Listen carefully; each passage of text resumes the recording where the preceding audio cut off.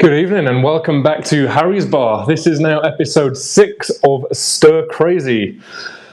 Things are a tiny bit different tonight, and that's purely because normally I put the choice of drink or drinks up to a public vote, but this time what I've decided to do tonight is completely sort of write the rules myself, and there's a particular reason for that. We're going to be making a Caffè Shakerato, which is a coffee-based and completely non-alcoholic drink. It's not even really a cocktail, technically. And we're going to be making a Martinez, and that's purely because I really want to make you a Martinez. It's one of my favorite drinks. It's got a fascinating history. But let's start at the beginning. So we're making a Caffè Shakerato, a non-alcoholic drink. And the reason for this is a buddy of mine, Josh, based out in New Zealand. He tweeted at me after the last episode saying, I watched this with my morning coffee. Perhaps I should have poured something a little bit stronger. And it did make me realize that there's definitely a Northern Hemisphere bias to these live streams. It's 9 p.m. for me right now here in the UK. It's probably about 8 a.m. in New Zealand, so that's far away from the UK as you can get. So, in honor of Josh, I'm going to be making a iced coffee drink. A Caffè Shakerato is incredibly simple. It's just espresso and a little dash of vanilla syrup. You can make it boozy. You can booze it up a little bit, put in sort of 5-10 ml of amaretto. But the whole point of this is I'm making a non-alcoholic drink for anybody who might be watching in the Southern Hemisphere or basically a bunch of time zones ahead of me. I don't really know much about the history of the Caffè Shakerato, but what I do know is how it was introduced to me. Really good friend of mine, Alex, he runs one of my favorite coffee shops, potentially in the world, La Bottega Milanese. It's right here in Leeds. He's got a couple of different stores. And honestly, 10 years ago now, I think, sort of summer 2010, I was in Alex's store. It'd only been open for maybe 6 to 9 months at that point, his first ever coffee shop. And I'm a creature of habit, and I ordered my usual drink, and it was a beautiful summer's day. And Alex was like, Harry, man, just don't get a cappuccino or whatever I was ordering. He was like, have a Caffè Shakerato. And I was like, I don't know what that is. In fact, it was La Bottega Milanese that 10 years ago introduced me to proper coffee. Before that, I thought coffee was just instant stuff you made from a jar. And yeah, he made me my first ever Caffè Shakerato. And then I think what seems like hours went by. We just sat out the front of his shop in the sun drinking these delicious coffee and vanilla syrup drinks. So what you need is a good coffee for making espresso with. La Bottega Milanese, I will share a link to them after this live stream. Even throughout lockdown, I believe they've got their web shop still open. What you want is a good coffee for making espresso with. I pre-made my espresso in a mocha pot, and what I've done is I've let it cool down. You don't have to do that, especially if you're in a rush on a morning. But basically what you want to do is not get it too hot for your ice. So what I did is I just made a mocha pot, pulled through some espresso, left it to cool down, and all I'm going to be putting with that is a real small amount of vanilla syrup. This stuff by Monin is pretty much the go-to de facto brand. This is dead cheap. This is a litre, and it cost me about £8.50 for the full litre. So your per drink cost is what, 8.5 pence per drink. So it's really cheap. It lasts for a few months. And I'm just going to be using 10 ml of this. It's entirely down to your personal taste. I don't have a particularly sweet tooth. But even still, 10 ml is quite a lot. So I would encourage you to experiment, adding 5 ml at a time, shake, test, and increase if you need to. This is going to be a shake and drink. And what I'm going to do is, well, traditionally what you do is you just pull a double espresso. Now, this will make 4 espresso shots. So what I'm going to do is, a double espresso is, I would dare say, and I'm sure Alex will tell me off for this, is around 60 ml. So what I'm going to do is I'm going to get 60 ml of espresso and just 10 ml of my syrup. In the tradition of, or the spirit of cheapest ingredient first, let me add my syrup. So we just want 10 ml of this. I am, for the first time ever, attempting to use a lapel mic for this, and I've just realized I live alone, right? I can't have anyone tell me if the sound's working. There's every chance I'm speaking to silence right now, but hopefully the lapel mic is working. So that was 10 ml of my vanilla syrup, and I'm just going to add to that 60 ml of my espresso. Now, when you first pull an espresso, it will have that beautiful, beautiful crema across the top of it. I've let this cool down. It has lost that crema. So what I'm going to do to try and encourage the return of that crema, is I'm going to shake this down with a whisk as well as ice. So you've seen me do this previously with egg white drinks. I'm just going to drop a little whisk into here, a little spring from a whisk, just to try and encourage some foaming, bring that crema back, because this is going to become a very, very nice looking drink.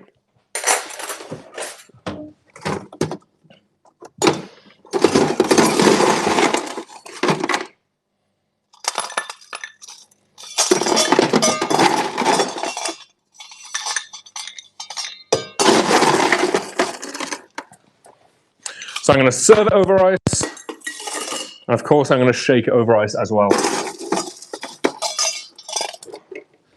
Now, because I've cooled my espresso right down, this isn't going to melt the ice in here too quickly. So what you could do if you're serving the drink over ice as well is to be a bit thrifty to conserve your ice. You could just use the ice in the tins to serve, right? So you don't need fresh ice necessarily. That's a technique called rolling a drink. So you've got a strain, you've got a double strain, and you've got rolling, which is when you just use the ice that's in this tin that you've shaken the drink with to actually serve the drink as well.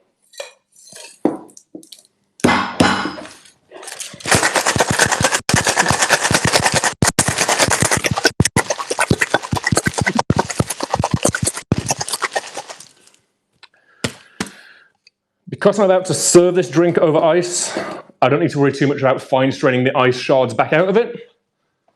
So I'm just going to single strain this drink into this little glass here. And what you should hopefully see is that crema has come back, a nice, frothy, foamy drink. Very foamy. That's struggling to even leave my tins. Oh, that's so thick. Let me see what I can do about this.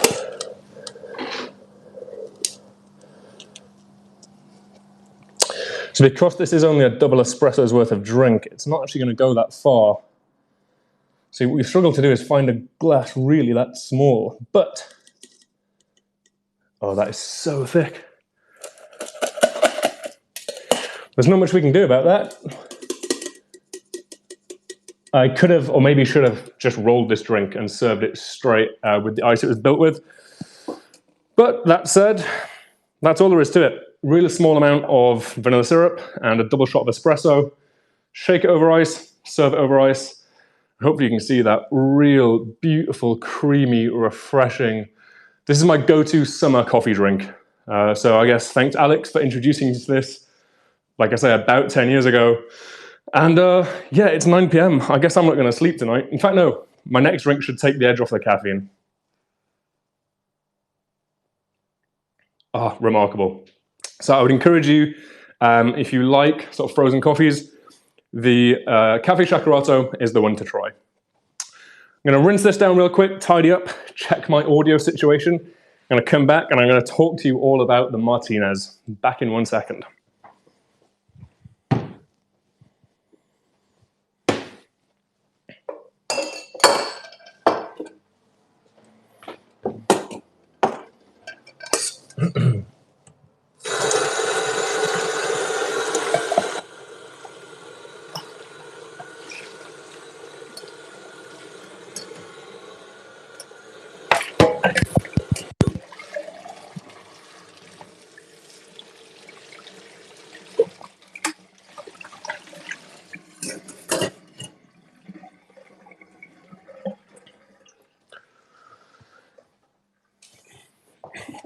All right, so I have absolutely no doubt that you have all heard of the Martini. But what about the Martinez? So the Martinez is undeniably, indisputably, the precursor to the Martini. If a Martini had a more attractive and more interesting older sibling, the Martinez would be it. So, as with all of these classic drinks, its origins are kind of lost. We don't really know who invented it and when. There's a bit of contention between a couple of bartenders, but what we know is it is old. And we're talking sort of before the 1860s kind of old.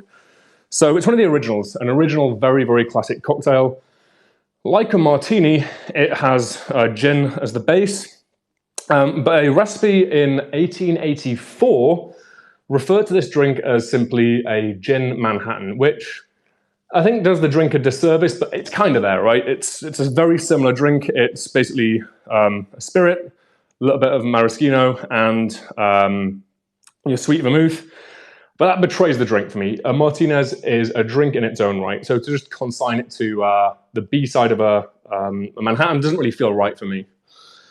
Now, if anybody watched and remembers the Sazerac episode, I talked about the Peychaud's bitters, right? The Peychaud's bitters are the absolute backbone of that drink, and to try and make a Sazerac without Peychaud's just ain't gonna work.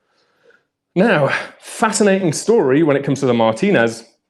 It was meant to be made with something called Bocca's bitters, or Bocca's bitters. Most specs, I would say every spec you're gonna see nowadays, will call for orange bitters. Now, this one isn't so much of a deal breaker for me. If you've only got orange bitters, then absolutely go ahead with that. But the fascination for me with this drink is around this thing, this Bocca's bitters. Now, Bocca's bitters is really, really quite hard to come by. It has a fascinating history. It was invented by Johann Bocca in 1828. I'm trying to remember. I don't have any show notes or anything. I'm doing this live, so 1828, Bocca's bitters was invented, so it's a very historic bitters. And indeed, it lasted a very, very long time.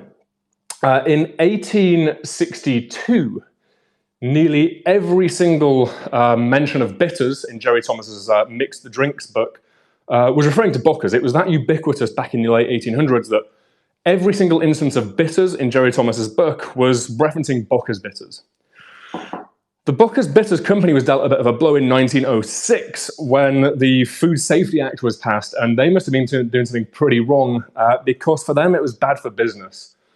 So the Bocca's Bitters Company was already on shaky ground by 1906, but the final nail in the coffin for the Bocca's Bitters Company was Prohibition in 1920, or in the 1920s, and ultimately they went out of business. Now, unfortunately, no surviving recipes for the formula for the Bocca's Bitters was ever kept, nor was it ever found. Obviously, the founder of the company long since dead, and it just slipped into obscurity. So there's lots of historic recipes that were called for Bocca's bitters, but no one had any idea how to make them, what they even tasted like. Fascinatingly, and there's very little information about this, in 2009, an unnamed gentleman rocked up at the London Bar Show with somehow a remaining sample of Bocca's bitters, right? From God knows how long ago. We're talking nearly 100 years old. And after extensive research and reverse engineering, Bocca's bitters are now, in a modern form, back on the market. If you ever walk into a bar and see a bottle of Bocca's bitters, I would 100% recommend you ask the bartender for a Martinez that's made with Bocca's bitters. It is completely revolutionary. There is no way this can taste like the original formula. It's just not possible. There's no way they've got it that accurate. But what I would say is this does completely transform the drink. Orange bitters is going to be absolutely fine, but if you can get hold of this, get the Bocca's bitters.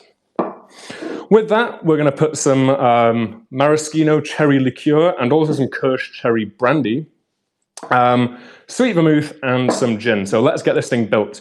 There is no citrus, no juice, no dairy, so this will be a stirred drink. So I'm going to grab my mixing glass, my bar spoon, and my measuring spoons. So I'm going to start with 2 dashes of Bocca's bitters. Oh, it's amazing. It's almost got like a menthol. There's definitely some like star anise or maybe aniseed in there. Kind of Christmassy, right? Cloves, perhaps. It's delicious. So I want 2 dashes of this. Now, most recipes would call for about 5 ml of your maraschino liqueur. I mentioned this in a previous episode. Maraschino liqueur is actually made out of the entirety of the cherry. So the stem, the skin, the stone, the pit inside of it, and the flesh. So it's got a very earthy flavor. So what I'm actually going to do is split this half and half. So instead of doing 5 ml of this, I'm going to do 2.5 ml of my maraschino liqueur and 2.5 ml, if I've even got that amount left, of this Kirsch. It's like a cherry brandy, also by Luxardo, but this is going to have a much more cherry-like flavor and a bit more oomph to it. Less earthy, more boozy. And what I'm going to do is just do 2.5 ml of each. Now that sounds like tiny quantities, but you will absolutely notice both of these come through in the finished drink. So 2.5 ml there. And then next, we're going to want 2.5 ml of this. I need to find out where I can buy some more of this stuff, because all I've ever had is this little miniature, which at 50 ml, 2.5 ml ago, I've had my fair share of Martinez from it, but that is it, dry. You are here live for my 20th Martinez, I guess. Right, that's that done. Next, we're going to want 30 ml of sweet vermouth. So your Martini is going to use a very, very dry vermouth. It's going to be a white wine. Your sweet vermouth is a red wine. My preference is going to be either between this, which is the Antica formula, a very full-bodied, very, I don't know, just very delicious, rich, almost like a port, perhaps, sweet vermouth. The other vermouth I would use is Cocky Torino, sorry, which is a little lighter. In a drink like this, I want to go for the fuller-bodied option, use my Antica formula. I'm just going to want 30 ml of that. Now, traditionally, the Martinez would call for an Old Tom gin. Old Tom, the myth is that it was a bathtub gin sort of sold during English Prohibition, made illegally in bathtubs and served from pubs. The story is either there was a sign of like a black tomcat under which you'd find a little tap where you could get a shot of gin without the authorities seeing you. Well, the other story is that the tap itself, the handle, was a little black tomcat. That's what Old Tom gin comes from, and there's some on the market again nowadays. But Old Tom, made in bathtubs, was quite almost, I don't know, just strong, right? It was a very unrefined process. They'd pump it full of sugar just to try and take the edge off the flavor. It would still get you absolutely wasted. They put a lot of sugar in it. So an Old Tom gin is going to be quite sweet. I don't have any Old Tom in the bar, so what I'm going to do is split 45 ml of Plymouth, which is not a sweet gin, but it is certainly a sort of smoother, more rounded gin. I do 15 ml of this, sorry, with 45 ml of Tanqueray. So just 15, oh, I've got that the wrong way around, my apologies. It's going to be 45 ml Plymouth. There we go. My sort of slightly softer, more rounded gin. And then just to try and punch through that to punctuate it a little bit, I'm going to use 15 ml of my Tanqueray. I'm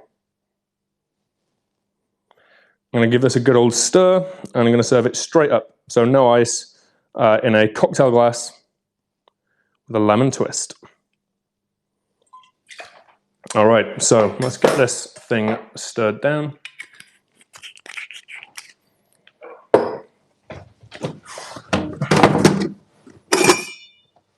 There's one I chilled earlier.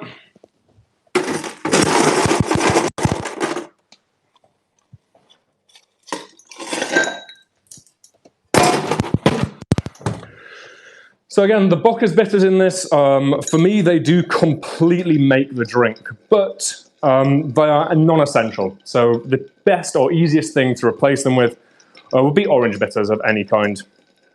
What I find quite interesting is Bocca's bitters were clearly so ubiquitous that every single instance of bitters in a very renowned, at the time, cocktail book meant Bocca's, right? Nowadays, the most ubiquitous brand would be Angostura. How a brand that prominent, how a brand that well-known could just slip off the face of the earth with no real record of how the drink was made, I find remarkable. I'm just really glad that somehow, and I'm going to do more digging, I want to know the real story, but I'm so glad that somehow somebody found a sample and we managed to revive this. Like I said, that wasn't until 2009, right? So very, very, very recent. Oh my goodness, right. That needs to just dilute a little bit further, so I'm going to leave it there a little bit while I grab my strainer.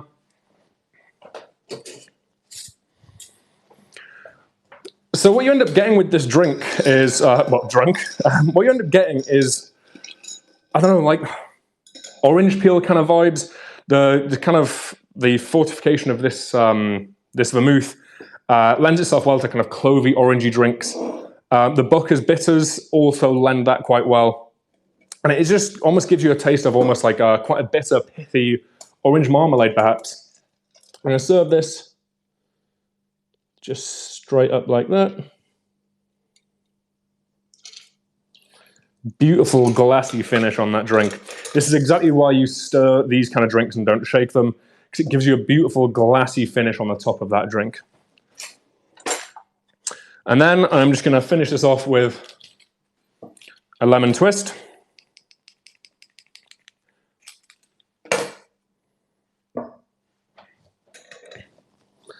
Express some of the citrus oils over that. When expressing citrus oils from a piece of citrus, from a piece of skin, express the outside of the skin. If you turn it the other way and express the inside where the pith is, it's going to be way more bitter. The bitterness is in the pith, the tartness and the aroma is in the skin. Just whiz that at the stem and a bit around the glass. So whoever lifts this to their mouth will get a nice sort of gentle citrus aroma first. I'll float that right in the middle of the drink. And cheers, one of my all-time favorites. I've been wanting to make this one for a while. Cheers. Oh, I'm a happy Harry. It's a long weekend here in the UK, and it's just dawned on me how heartbreaking it is that I just ran out of this stuff. So I don't think it constitutes essential shopping. I will not be drinking Martinez for a while. But yeah, if you want to make that at home, that's the kind of stuff you need to order. But as we started the show with an iced coffee, a completely non-alcoholic drink, for those of you who want to start your morning, especially in the Northern Hemisphere where it's getting a bit sunnier, a bit brighter, Caffè Shakerato is the way to go. Thanks for watching. I will catch you next time.